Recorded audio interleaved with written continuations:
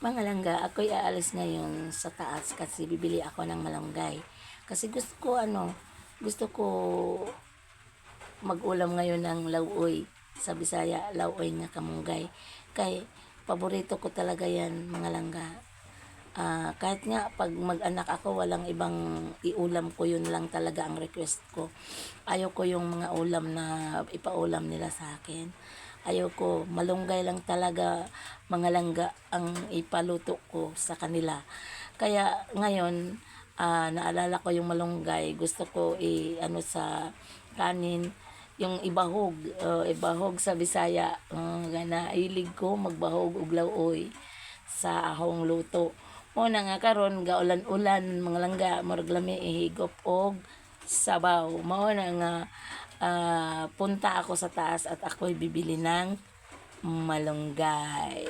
Salamat mga langga. Ingat tayong lahat. Thank you po.